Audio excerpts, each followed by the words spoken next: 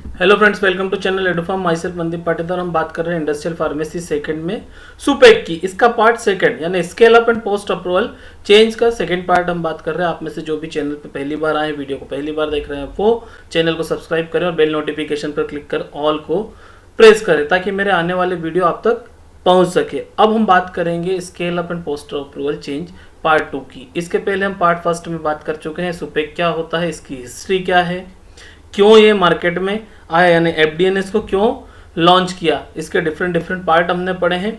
आज हम बात करेंगे सुपेक आईआर की। सुपेक आईआर नवंबर 1995 में आया था।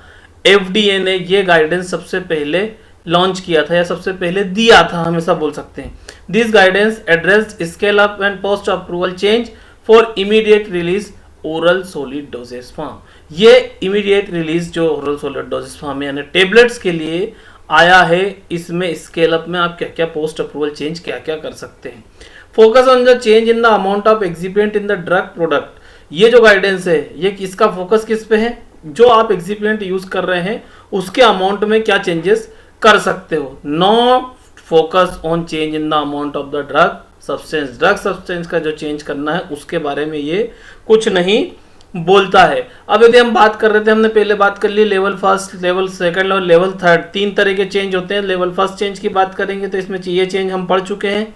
क्या होता है, डिलीशन करना है आपको या पार्शियल डिलीशन करना है। किस चीज का, ऐसा इंग्रेडिएंट जो कलर और फ्लेवर को ड्रग को चेंज कर रहा हो। जैसे आपने ऑरेंज कलर का कोई लिया था, वो ऑरेंज कलर दे रहा था और आपने चेंज करके उसको अब पिंक ले लिया तो ये कलर चेंज हो गया। या फिर आप ऐसा एक इंग्रेडिएंट चेंज कर रहे हो जो आपकी प्रिंटिंग इंक में काम कर रहा है, उसको आप चेंज कर रहे हो तो वहां पर काम आएगा। ये एक तरह का चेंज लेवल फर्स्ट में आईआर इसके बारे में बोलता है, लेवल फर्स्ट चेंज। दूसरा जो हमने बात करी थी वो है एक्सिपिएंट के कंसंट्रेशन में आप चेंज कर रहे हो। तो एक्सिपिएंट के कंसंट्रेशन में इन दो चीजों में आप एक्सिपिएंट चेंज कर रहे हो, या तो कंसंट्रेशन आप चेंज कर रहे हो या फिर उसका कलर चेंज कर रहे हो। दो चीजें चेंज होगी तो आप क्या देखेंगे, ये परसेंटेज आप यूज करेंगे। इसमें फिलर का क्या है, ±5% आप चेंज कर सकते हो। ठीक है, ये टोटल वॉल्यूम का जो है इतना रहता है। डिसइंटीग्रेंट आप बात करेंगे तो स्टार्च ±3 और अदर कोई डिसइंटीग्रेंट यूज करेंगे तो ±1। बाइंडर की यदि बात करते हैं तो ±0.5% का आप चेंजेस कर सकते हो। लुब्रिकेंट में कैल्शियम और magnesium stearate 0.25 plus minus change हो सकता है। अदर कोई सा आप लुब्रिकेंट यूज करते हो तो 1%। ग्लेडेंट में आप बात करेंगे तो टाल के यदि हम यूज करते हैं तो 1% प्लस माइनस, और अदर करते हैं तो केवल 0.1% आप चेंजेस कर सकते हो। और फिल्म कोट कोई सा यूज कर रहे हो उसका मटेरियल है तो ±1% आप चेंज कर सकते हो। कम ज्यादा 1% में टोटल आपका जो इंग्रेडिएंट है उसकी वॉल्यूम के हिसाब से। अब टेस्ट डॉक्यूमेंटेशन आपको क्या लगेंगे। केमिस्ट्री डॉक्यूमेंटेशन की यदि बात करें तो आपको एप्लीकेशन या कंपेंडियल रिलीज रिक्वायरमेंट है तो स्टेबिलिटी टेस्टिंग। आपका जो हमारा यूएसपी बोलती है, वीपी बोलती है। यूएसपी के अकॉर्डिंग यूनाइटेड स्टेट फार्माकोपिया के अकॉर्डिंग जो स्टेबिलिटी टेस्टिंग है उसमें आपको क्या करना पड़ेगा, 1 batch on the long term stability data reported in the annual report. आपको एक बेच जब आप बताएंगे इसको चेंज करेंगे तो क्या होगा, आपको एक लॉन्ग टर्म स्टेबिलिटी डाटा, आपने भी पढ़ लिया होगा शायद स्टेबिलिटी डाटा हम किस तरह से देखते हैं, या फिर हम आगे डिस्कस करेंगे किसी वीडियो में। तो 1 साल का आपको स्टेबिलिटी डाटा एक बेच का चाहिए, उसको आप एनुअल रिपोर्ट में लगाएंगे। उसके साथ अब यदि हम बात करते हैं तो डिसोल्यूशन डॉक्यूमेंटेशन। अब आप जब चेंजेस करेंगे, चेंजेस करने के बाद आप डिसोल्यूशन देखेंगे उसका, तो डिसोल्यूशन डॉक्यूमेंटेशन जो आएंगे उसमें जो आपका ऑफिशियल बुक जो बोल रही है आईपीबीपी यूएसपी, जनरली यूएसपी की बात होती है तो यूएसपी जो बोल रही है उसमें जो लिमिट है उससे बाहर नहीं जाना चाहिए। यदि उस लिमिट में है तो आप चेंज कर सकते हैं। इन विवो बायोइक्विवेलेंस स्टडी की कोई जरूरत नहीं है। अब फाइलिंग डॉक्यूमेंटेशन, आपको डॉक्यूमेंट कौन से फाइल करना है, तो prior approval supplement all information of including accelerated stability data. आपको stability data, accelerated stability data की एक शीट देना है और एनुअल रिपोर्ट के साथ आपको क्या करना है, एनुअल जो लॉन्ग टर्म स्टेबिलिटी डाटा है वो लगाना है। इसी तरह यदि आप लेवल 2 चेंज करना चाहते हैं तो लेवल 2 चेंज में हमने बात करी थी कि ग्रेड चेंज कर लेते हैं हम, जैसे ABCL pH 1-2 की वर्सेस ABCL pH 200, इसमें भी सेम रहेगा। लेकिन यदि हम इसमें बात करते हैं जो चेंज हुआ है, एक्सिपिएंट का कंसंट्रेशन जस्ट डबल आप चेंज कर सकते हो। जैसे फिलर लेवल चेंज में आप +- 1% कर रहे थे, यहाँ पर प्लस माइनस 5% कर रहे थे, यहाँ पर प्लस माइनस 10% आप चेंजेस कर सकते हैं। डिसइंटीग्रेंट वहां पर स्टार्च हमने 3% प्लस माइनस करा था, यहाँ पर 6% आप प्लस माइनस कर सकते हो। अदर इंग्रेडिएंट की बात करते हैं हम तो 2% प्लस माइनस, वहां पर 1% था, बाइंडर 0.5 था तो 1, यानी कि उससे जस्ट डबल आपने कर लिया। ग्रेडिएंट में टाल्क 1% से 2%, अदर 0.2% और फिल्म कोट 1% से प्लस माइनस 2%।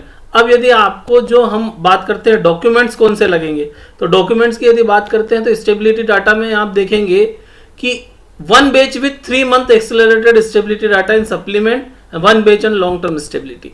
अब आपको क्या करना है, स्टेबिलिटी डाटा हम जब देखते हैं और एक्सेलरेटेड स्टेबिलिटी डाटा जब देखते हैं तो हम टेम्परेचर को इंक्रीज करते जाते हैं। सपोज करो 20-25 डिग्री से हमने स्टार्ट करा किसी की स्टेबिलिटी चेक करना, तो 40-45 डिग्री तक, 50 डिग्री तक हम लेके जाते हैं और वहां पर कोई चेंजेस होते हैं, तो इसको हम बोलते हैं एक्सेलरेटेड स्टेडी डाटा। इसमें बहुत सारे और चीजें होती हैं जो हम आगे डिस्कस करेंगे। तो यदि आपको करना है तो एक बैच आपने जो पायलट बैच बनाई है उस एक बैच का 3 मंथ का एक्सेलरेटेड स्टडी डाटा आपको शो करना है, और यदि वो नहीं है तो वही बैच यानी वो बैच या कोई सी दूसरी बैच आपके पास क्या होगा, एक लॉन्ग टर्म यानी कि 1 साल का आपको स्टेबिलिटी डाटा उसका बनाना पड़ेगा। अब बात आती है आपके पास डिसोल्यूशन प्रोफाइल की। डिसोल्यूशन, अब बात आएगी आपकी डिसोल्यूशन परफॉर्मेंस की। डिसोल्यूशन परफॉर्मेंस में आपके पास 3 केस आते हैं, केस ए, केस बी और केस सी। इसमें आपके पास HPHSD, हाई परमिबिलिटी और हाई सोल्युबिलिटी ड्रग, आपके पास high permeability high solubility drug है, मतलब उसका परमिबिलिटी भी काफी अच्छी है और सोल्युबिलिटी भी काफी अच्छी है। Dissolution of 85% in 15 minute. आपको डिसोल्यूशन डाटा उसको देखना है तो कितना 900 ml 0.1 नॉर्मल HCl आप यूज करेंगे। गेट की प्रिपरेशन के हिसाब से काफी इंपॉर्टेंट क्वेश्चन है। आप गेट करना चाहते हैं तो यहाँ पर जीपेट और गेट के लिए सबसे बढ़िया तैयारी हो सकती है कि केस फर्स्ट में आपको ध्यान रखना है हाई परमेबिलिटी हाई सोल्युबिलिटी की जो ड्रग है उसका डिसोल्यूशन प्रोफाइल देखना है, तो आपको 85% होना चाहिए। कितने मिनट में, 15 मिनट में 85% डिसॉल्व हो जाना चाहिए। कितने, किसमें 900 ml of 0.1 normal HCl, 0.1 normal HCl आप सॉल्यूशन लेंगे। केस बी में क्या हुआ, लो परमिएबिलिटी, ड्रग की परमिएबिलिटी लो है लेकिन सॉल्युबिलिटी हाई है, high solubility drug. Multi point dissolution आपको यहां पर करना पड़ेगा as per USP, United state pharmacopoeia के लिए जाएंगे, और जब आपको टाइम प्रोफाइल रहेगा वो 15, 30, 45, 60 एंड 120 मिनट रहेगा। अब केस 3 आपके पास आ जाता है हाई परमेबिलिटी लो सॉल्युबिलिटी ड्रग की। हाई परमेबिलिटी लो सॉल्युबिलिटी की ड्रग की बात करेंगे तो क्या होगा, डिसोल्यूशन परफॉर्म्ड इन वाटर, या तो आप उसको वाटर में डिसोल्यूशन देखेंगे या 0.1 नॉर्मल HCl में देखेंगे, या जो बफर मीडिया हमारे पास होते हैं 4.5, 6.5 या 7.5 में देखेंगे। सैंपलिंग प्लान आपकी वही रहेगी 15, 30, 45, 60 और 120 मिनट। इसमें आपका 90% ड्रग प्रोडक्ट डिसॉल्व हो जाना चाहिए, ये क्राइटेरिया है। सर्फेक्टेंट आप यूज कर सकते हो लेकिन उसका जस्टिफिकेशन आपको देना पड़ेगा। इन विवो बायोइक्विवेलेंस डॉक्यूमेंट्स की कोई जरूरत नहीं है। प्रियर अप्रूवल जो आपने जिस ड्रग का लिया था, यानी कि जो पहले जो पायलट बैच बनाई थी जिस फॉर्मूले के साथ, उसका स्टेबिलिटी डाटा आपको देना पड़ेगा, और उसी के साथ आपको क्या देना पड़ेगा, एनुअल रिपोर्ट में आपको लॉन्ग टर्म स्टेबिलिटी डाटा भी आपको देना पड़ेगा। अब यदि हम बात कर लेते हैं लेवल 3 चेंज की। अब लेवल 3 चेंज में क्या होगा,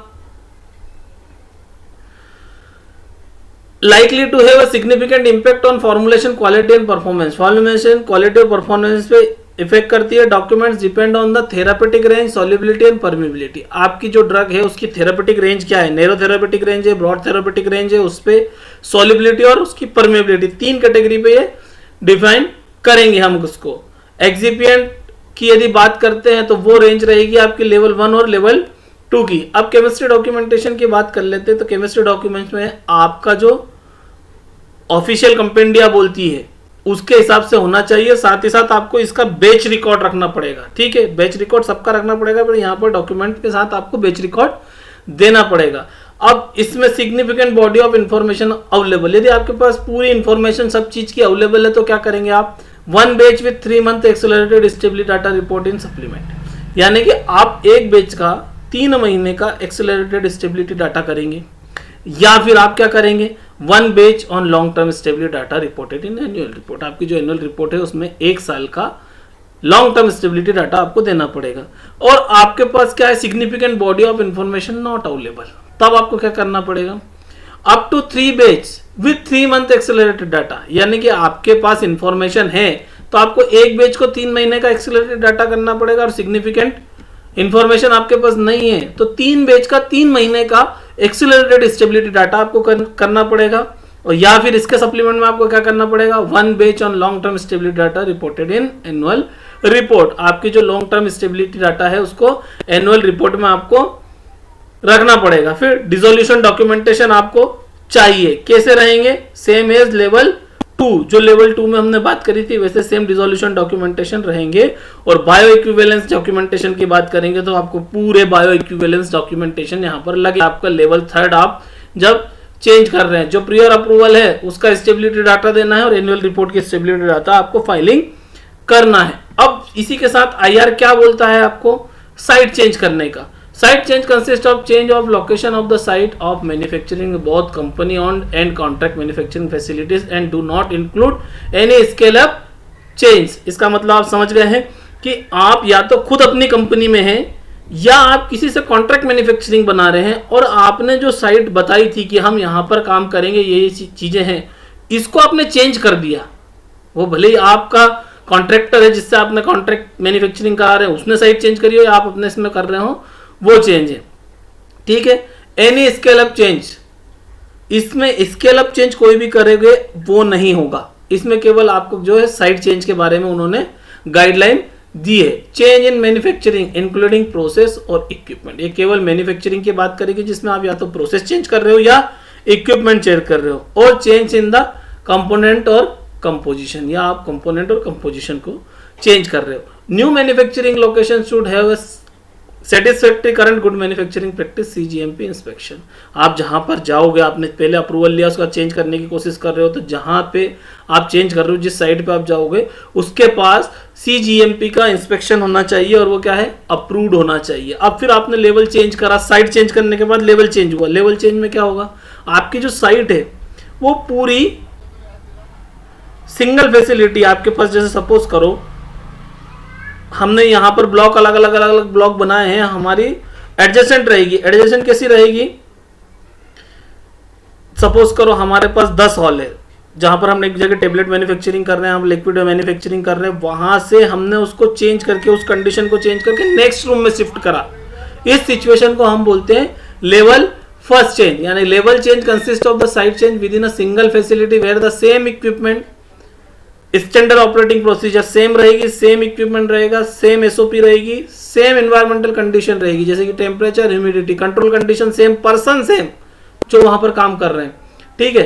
both manufacturing site are used and where no change are made of the manufacturing batch record. Batch record में भी आप कोई चेंज नहीं करोगे, केवल आपके पास जो एडमिनिस्ट्रेटिव इंफॉर्मेशन है उसमें लोकेशन ऑफ द फैसिलिटी आप चेंज कर सकते हो। Employees already working on the campus who have suitable experience with the manufacturing process. बिल्कुल आप चेंज कर रहे हो रूम से रूम, यानी कि जहां एक प्रोसेस आपने फाइनल अप्रूवल कराया था कि साहब हम यहां पर पायलट बैच करेंगे, उसको चेंज करके आप नेक्स्ट रूम में शिफ्ट कर रहे हो या 2 रूम आगे शिफ्ट कर रहे हो, तो वहां उस चेंजेस को हम लेवल फर्स्ट चेंज में बात करते हैं। केमिस्ट्री डॉक्यूमेंटेशन में वही आएगा जो ऑफिशियल कंपेंडिया है, उसके बाहर नहीं जाना चाहिए। डिसोल्यूशन डॉक्यूमेंटेशन की बात करें तो डिसोल्यूशन डॉक्यूमेंटेशन भी वही है जो आपका ऑफिशियल कंपेंडिया जो बोलता है, उससे चेंज नहीं होना चाहिए, क्योंकि आप कहीं बाहर नहीं जा रहे हैं, एनवायरमेंटल कंडीशन चेंज नहीं है, लोग चेंज नहीं है, वही है, केवल आपने जो जगह दिखाई थी उससे चेंज करते हैं। बायो इक्विवेलेंस डॉक्यूमेंट्स की कोई जरूरत नहीं है। और फाइलिंग डॉक्यूमेंटेशन की यदि बात करेंगे तो हमको क्या करना पड़ेगा, एनुअल रिपोर्ट एक बनाना पड़ेगी। ठीक है। अब लेवल सेकंड चेंज करेंगे। लेवल सेकंड चेंज में क्या होगा, आप एडजेसेंट बिल्डिंग ब्लॉक में जाएंगे, यानी कि हमारे यहाँ जैसे कॉलेज की हम बात कर रहे थे, एमबीए डिपार्टमेंट अलग है, मैनेजमेंट हमारा अलग हो गया, फार्मेसी अलग हो गया, इंजीनियरिंग अलग हो गया।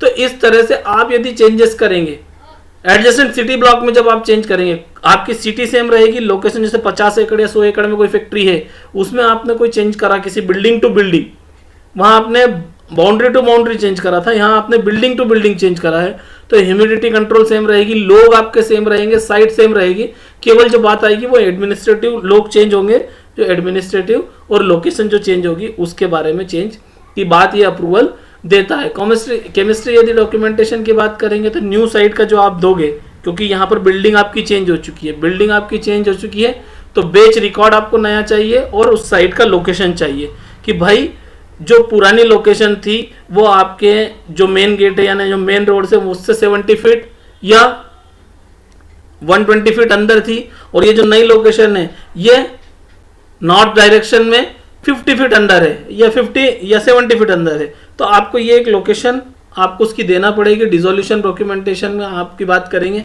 तो ऑफिशियल कंपेंडिया जो बोलता है वही डिसोल्यूशन डॉक्यूमेंटेशन आपके लगेंगे। बायो इक्विवेलेंस डॉक्यूमेंटेशन की यहाँ कोई जरूरत नहीं है। फाइलिंग डॉक्यूमेंटेशन की बात करेंगे तो change being affected the supplement annual report long term stability data. Stability data आपको देना है कि आपने क्या चेंज किया है, उसके कारण क्या क्या परिवर्तन हुआ, ये स्टेबिलिटी डाटा आपने दे दिया। और सेकंड थर्ड स्टेप, अब थर्ड स्टेप में आपके साथ प्रॉब्लम क्या है, यहाँ पर आपने क्या कर दिया, level 3 change consist of a change in the manufacturing site to different campus.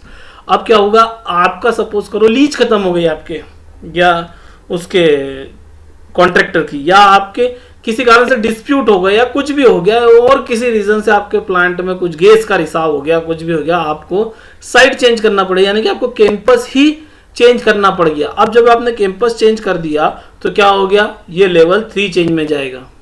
यहाँ पर equipment SOP environmental condition and control should be used in the manufacturing process at the new site. अब यहाँ पर नई साइट पे पूरी condition change हो गई ना, एनवायरमेंटल कंडीशन क्या है उस पर्टिकुलर एरिया की, 70-80 किलोमीटर या 100 किलोमीटर 200 किलोमीटर के डिफरेंस में आप गए तो हो सकता है कुछ ना कुछ चेंजेस हो, या आप कहीं पे हरियाणा में काम कर रहे हैं या हमारा गोवा में आपकी इंडस्ट्री, वहां से चेंज करके आप हिमाचल चले गए तो ह्यूमिडिटी गोवा में बहुत ज्यादा है, हिमाचल में आपको सर्दी बहुत ज्यादा मिलेगी, तो बहुत सारा चेंजेस आ गया। ठीक है, अब बेच रिकॉर्ड आपको यहाँ पर देखना पड़ेगा। एडमिनिस्ट्रेटिव लोकेशन और लैंग्वेज चेंज हो सकती है, ट्रांसलेशन जो चाहिए, यदि आपने यहाँ से चेंज करा कहीं कन्नड़ भाषा में चले गए, हैदराबाद चले गए तो प्रॉब्लम। तो इस तरह से ये सब डॉक्यूमेंट से ये चेंज हो सकते हैं। केमिस्ट्री डॉक्यूमेंटेशन, केमिस्ट्री डॉक्यूमेंटेशन की यदि बात करेंगे तो जो जिस साइट की लोकेशन नहीं है उसका डॉक्यूमेंट और बेच रिकॉर्ड, और उसके साथ आपको स्टेबिलिटी डाटा जो यूएसपी बोलता है कंपेंडिया, उसमें क्या होगा, significant body of the data available. तो आपको क्या करना पड़ेगा, 1 बेच 3 month accelerated stability data reported, और ये नहीं हुआ तो फिर क्या होगा, 1 batch on the long term stability data reported in annual report, same as पुराने जैसा हमने जो इसके पहले लेवल चेंज में बात करी।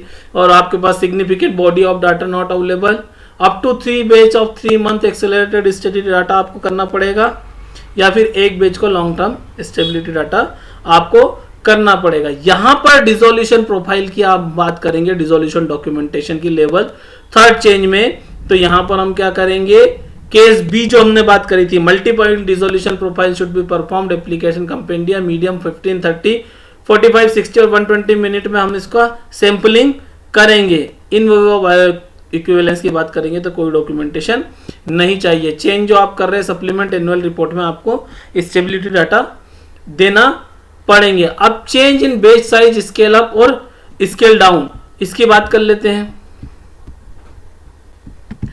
जो सुपेक गाइडेंस बात कर रहा है change in the batch size, scale up और स्केल डाउन, इसके बाद पहले हमने एक्सिपिएंट के बारे में बात कर चुके हैं। एक्सिपिएंट के साथ साथ हमने फिर क्या कर लिया, साइड चेंज आपने कुछ करी तो उसके बारे में उसने बोला। अब आपको बेच को स्केल अप या स्केल डाउन कर रहे हो तो यहां पर क्या होगा, post approval change in the size of the batch from the pilot scale bio batch material to longer और smaller production batch, call for submission of additional information in the application. यदि आपने कुछ भी चेंज करा, scale up करा या scale down करा, तो आपको क्या करना पड़ेगा, अदर से एप्लीकेशन के साथ आपको एक एप्लीकेशन देना पड़ेगी एडिशनल। यदि आप स्केल डाउन करते हैं किसके, below 1 lakh doses unit is not covered by this guidance, वो इस गाइडेंस में कवर्ड नहीं होगी। All scale up change should be properly validated and where needed inspected by appropriate agency या पर्सनल। अब आपने बात कर ली कि जो आप चेंज कर रहे हो वो जो इक्विपमेंट है आपके वो वैलिडेटेड होना चाहिए। अब लेवल चेंज की बात करेंगे। लेवल चेंज में क्या होगा, change in the batch size up to 10 times the size of the pilot batch. 10 time आपने चेंज करा, प्लस या माइनस वो बात नहीं हो रही है, आपने 10 टाइम चेंज करा तो क्या हुआ, the equipment use to produce the test batch is one of the same design and operating principle. यानी कि आप जो चेंज कर रहे हो थे, जो इक्विपमेंट है उसका डिजाइन, प्रिंसिपल और साइज सेम होना चाहिए। द बेच is manufactured is full compliance with CGMP। जो बेच आप बना रहे हैं वो CGMP का फुल कंप्लायंस करना चाहिए। The same standard operating procedure same होना चाहिए, कंट्रोल सिस्टम आपके पास सेम होना चाहिए, formulation manufacturing procedure used on the test batch and on the full scale production, ये सब चीजें सेम होना चाहिए। चेंज क्या कर रहे हो आपको 10 टाइम्स प्लस माइनस आप यहां पर कर रहे हैं। फिर टेस्ट डॉक्यूमेंटेशन की बात करते हैं। केमिस्ट्री डॉक्यूमेंटेशन कंपेंडिया जो बोलता है आपका notification of change and submission of update batch records in annual report, जो आपकी एनुअल रिपोर्ट बचेगी उसमें एक नोटिफिकेशन डालना है और आपको अपडेट करके रखना है। One batch on the long term stability report in annual report, एक बैच रहेगी, उसको लॉन्ग टर्म स्टेबिलिटी डाटा देखना पड़ेगा। डिसोल्यूशन डॉक्यूमेंटेशन जो आपका कंपेंडिया बोलता है, ऑफिशियल कंपेंडिया, उससे बाहर नहीं जाना चाहिए। इन बायो इक्विवेलेंस की बात करते हैं तो इसकी कोई जरूरत नहीं है। Long term stability data filing documentation में आपको करना है। अब यदि हम टाइप लेवल 2 चेंज की बात कर ले तो लेवल 2 चेंज में क्या होगा, 10 टाइम से ज्यादा चेंज होगा। Change in the batch size beyond a factor on 10 times, 10 time से ज्यादा चेंज हुआ, चीजें वही रहेगी, इक्विपमेंट सेम होना चाहिए, साइज सेम होना चाहिए, टेस्ट बेच सेम होना चाहिए, सीजीएमपी का उसको फॉलो करना चाहिए और फॉर्मुलेशन मैन्युफैक्चरिंग प्रोसीजर सेम होना चाहिए। अब केमिस्ट्री डॉक्यूमेंटेशन की हम यहाँ पर बात कर लेते हैं, ठीक है। Notification of change of submission of update बेच रिकॉर्ड ये करना है। स्टेबिलिटी की हमने बात कर ली, 1 बेच with the 3 month accelerated stability हमको रखना है और 1 बेच की लॉन्ग टर्म स्टेबिलिटी डाटा हमको रखना है। डिसोल्यूशन डॉक्यूमेंटेशन केस बी हमने वो बात कर ली थी, 15, 30 और 120 मिनट तक डिसोल्यूशन की प्रोफाइल हमको लेना है, सैंपल्स वो देखना, बायो इक्विवेलेंस की कोई जरूरत नहीं है। Change being affected supplement annual report, long term stability data यहाँ पर आपको देना है। अब आप चेंज कर रहे हो मैन्युफैक्चरिंग, मैन्युफैक्चरिंग में चेंज कर लिया हमने, क्या कर लिया, सबसे पहले एक्सिपिएंट में चेंज कर लिया, एक्सिपिएंट के बाद हमने साइट चेंज कर ली, साइट चेंज के बाद हमने क्या कर लिया, अब हम इक्विपमेंट चेंज कर लिया, इक्विपमेंट के बाद हम मैन्युफैक्चरिंग चेंज कर रहे हैं। मैन्युफैक्चरिंग चेंज में affect the both equipment used in the manufacturing process and process itself, sorry हम मैन्युफैक्चरिंग में बात कर रहे हैं। अब मैन्युफैक्चरिंग चेंज में not affect both equipment used in the manufacturing और process and the process itself, equipment और प्रोसेस की हम बात कर लेते हैं। यहां पर ये कुछ इस तरह से है कि मैन्युफैक्चरिंग चेंज में affect both equipment used in the manufacturing process and the process itself, या तो प्रोसेस चेंज हो गई या इक्विपमेंट आपने चेंज करा, उसकी हम यहां पर बात कर लेते हैं। वीडियो थोड़ा सा लंबा हो जाएगा, मैं जनरली छोटे वीडियो बनाता हूं पर फिर ये ज्यादा पार्ट हो जाते हैं, इसलिए हम इसकी बात कर लेते हैं। लेवल फर्स्ट चेंज क्या होगा, इक्विपमेंट की यहां बात कर रहे हैं। तो चेंज आपने करा, this category consist of the change of the non automated to non mechanical equipment to automated to mechanical equipment. अब इक्विपमेंट हमने जब चेंज करा, मैन्युफैक्चरिंग की बात कर रहे हैं, मैन्युफैक्चरिंग में हमने प्रोसेस और इक्विपमेंट चेंज करेंगे। यहाँ पर हम पहले इक्विपमेंट चेंज की बात कर रहे हैं, इक्विपमेंट चेंज में हम कैटेगरी की बात कर रहे हैं। जब कैटेगरी चेंज होगी तो क्या होगा, नॉन ऑटोमेटेड से हमने ऑटोमेटेड इक्विपमेंट चेंज कर दिया, ठीक है। Mechanical equipment to move ingredient, यहाँ पर बात कर ली कि भाई हम नॉन ऑटोमेटेड इक्विपमेंट थे हमारे पास, जो हमारे इंग्रेडिएंट मूव करने के लिए उसको हमने ऑटोमेटेड यूज कर लिया।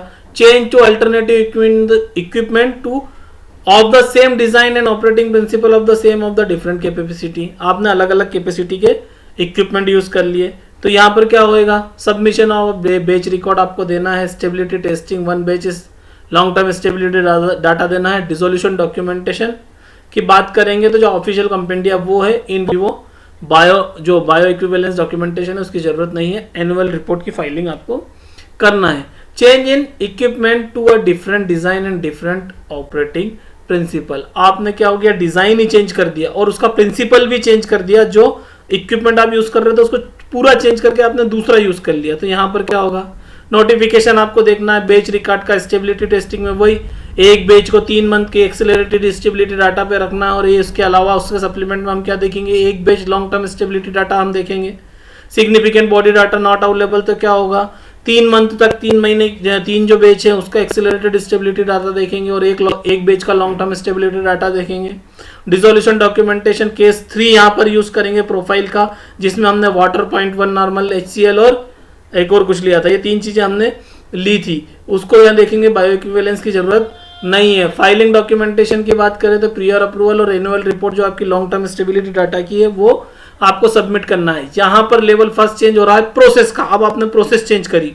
This category include the process change including change such as mixing time and operating speed with application validation range. अब आपने जो आपका एप्लीकेशन और वैलिडेशन रेंज है उसमें मिक्सिंग टाइम चेंज कर लिया, 5 मिनट से 10 मिनट का कर लिया, या 15 मिनट का मिक्सिंग टाइम है तो उसको 25 मिनट का कर लिया, ठीक है। या स्पीड आपने कर ली कि सपोज करोगे आप 20 आरपीएम के हिसाब से चला रहे थे या 100 आरपीएम के हिसाब से चला रहे थे, उसको 200 आरपीएम पे कर लिया। तो ये चेंजेस कर लिया आपने। इस चेंजेस के कारण क्या होता है, हमने देखा है कि हार्डनेस और जो ग्रेनुल्स की जो प्रॉपर्टी है वो चेंज हो जाती है, उसके कारण से टेबलेट का रिलीजिंग प्रॉपर्टी चेंज हो जाएगी। इसलिए आपको यहाँ पर टेस्ट डॉक्यूमेंटेशन की क्या जरूरत पड़ेगी, केमिस्ट्री डॉक्यूमेंटेशन में वो ये आपका जो ऑफिशियल कंपाउंडिया बोलते हैं उसके बाहर नहीं जाना चाहिए। डिसोल्यूशन डॉक्यूमेंटेशन भी जो है, यानी कि आपका जो डॉक्यूमेंट है जो आपका ऑफिशियल कंपेंडिया बोलता है उसके बाहर कुछ नहीं जाना चाहिए। आप प्रिपरेशन में कुछ चेंज कर रहे हो तो एनुअल रिपोर्ट पर देना पड़ेगी। दूसरा लेवल सेकंड चेंज आप प्रोसेस में करेंगे तो वो क्या करेंगे, this category includes process change including change such as mixing time and operating speed outside of the application validation range. आपका एप्लीकेशन और वैलिडेशन रेंज है उससे बाहर जाकर आपने चेंज कर लिया टाइमिंग को, तो क्या होगा, आपका लेवल 2 चेंज होगा। यहाँ पर डॉक्यूमेंटेशन वही है, stability data 1 based long term stability data dissolution documentation category B यहाँ पर यूज करेंगे और इन विवो बायोइक्विवेलेंस की जरूरत नहीं है। चेंज बीइंग अफेक्टेड तो आपको जो लॉन्ग टर्म स्टेबिलिटी डाटा है वो आपको यहाँ पर एनुअल स्टेबिलिटी डाटा देना पड़ेगा, ठीक है। अब लेवल 3 चेंज प्रोसेस में, यदि लेवल 3 चेंज की बात करते हैं हम तो यहाँ पर करेंगे this category include the change in the type of process used in the manufacture of the product such as from wet granulation to direct compression और डायरेक्ट पाउडर। आपने मेथड ही पूरा चेंज कर दिया लेवल 3 में। वहां पर तो हम इक्विपमेंट और ये चेंज कर रहे थे, मिक्सिंग टाइम या मेथड का बीच में कुछ चेंज कर रहे थे कि भाई मिक्सिंग टाइम को घटा बढ़ा रहे थे। यहाँ पर तो आपने वेट ग्रेनुलेशन से ड्राई ग्रेनुलेशन कर लिया या डायरेक्ट कंप्रेशन कर लिया, तो पूरा प्रोसेस ही चेंज हो गया। तो इसमें क्या करना पड़ेगा, नोटिफिकेशन बेच आपको stability study data, significant body data आपके पास है तो 3 मंथ की 3 एक्सेलरेटेड स्टेबिलिटी डाटा आपको देख लेना पड़ेगा एक बेच का। लॉन्ग टर्म स्टेबिलिटी डाटा देखना पड़ेगा, नहीं तो फिर क्या होगा, 3 बेच का 3 मंथ तक एक्सेलरेटेड स्टेबिलिटी डाटा देखा आपने, सिग्निफिकेंट डाटा नहीं है तो ठीक है। और सिग्निफिकेंट डाटा है तो क्या है, 1 बेच विथ 3 मंथ, सिग्निफिकेंट डाटा नहीं है तो 3 बेच विथ 3 मंथ लेक्स लॉन्ग जो up to 3 batch of the long term stability data reported in annual report. Dissolution documentation की हम बात कर रहे थे, केस बी का जो हमारा डिसोल्यूशन डॉक्यूमेंटेशन है वही यूज करेंगे। इन विवो बायोइक्विवेलेंस डॉक्यूमेंटेशन यहां पर लगेगा, जैसा आपका इन विवो करते हो वो आपको यहां पर करना ही पड़ेगा। फिर फाइलिंग डॉक्यूमेंटेशन की बात करेंगे तो लॉन्ग टर्म स्टेबिलिटी डाटा आपको यहां देना पड़ेगा। इन विट्रो डिसोल्यूशन की बात करेंगे तो according to United State for national formulary, in vitro dissolution आप वहां से जाके पढ़ सकते हो या आप इतना लिख सकते हो कि उसमें कोई चेंजेस नहीं है।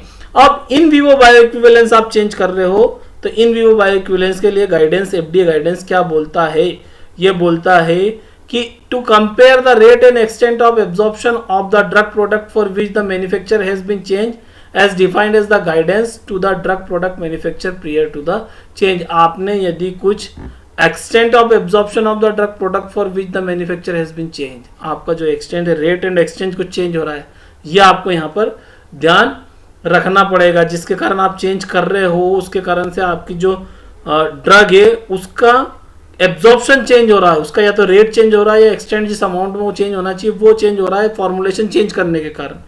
अब डिजाइन की बात कर लेते हैं। The study design should be single dose, आपकी जो स्टडी रहेगी वो सिंगल डोज की रहेगी। 2 ट्रीटमेंट रहेंगे इसमें, 2 ट्रीटमेंट, 2 पीरियड क्रॉसओवर, 2 पीरियड रहेंगे with adequate wash out period between the 2 phase. 2 phase के बीच में आपको वॉश आउट करना पड़ेगा जो एनिमल आप यूज कर रहे हैं of the study. Equal number of subject should be randomly assigned to the each of the 2 dosing sequence. आपके पास इक्वल नंबर में जो ऑब्जेक्ट आप यूज कर रहे हैं या जो सब्जेक्ट आप यूज कर रहे हैं वो होना चाहिए, उस सीक्वेंस में होना चाहिए। सिलेक्शन ऑफ सब्जेक्ट किस चीज पे बेस करेगा, the number of the subject enrolled in the bioequivalence study should be determined statically. इसको स्टैटिकली डिटरमाइन करेंगे, account for the intra subject variability नहीं होना चाहिए, ठीक है। तो meet current bioequivalence intervals. Procedure क्या रहेगी, each subject should receive the following 2 treatments. कोई सा भी सब्जेक्ट आप लेंगे, 2 बैच है, दोनों बैच में आपने चेंज करा, सब्जेक्ट लिए, ट्रीटमेंट फर्स्ट चेंज और treatment second change. Product manufacture with the proposed change, आपने जो प्रोडक्ट मैन्युफैक्चर प्रपोज चेंज से बनाया वो, और सेकंड में क्या होगा, product manufacture prior to the propose change, change के पहले जो आपने प्रोडक्ट बनाया था वो। इन दोनों का आपको बायो इक्विवेलेंस देखना है। Following an overnight fast of the at least 10 hour, 10 hour का फास्टिंग रखना है जो आपका सब्जेक्ट है उसको।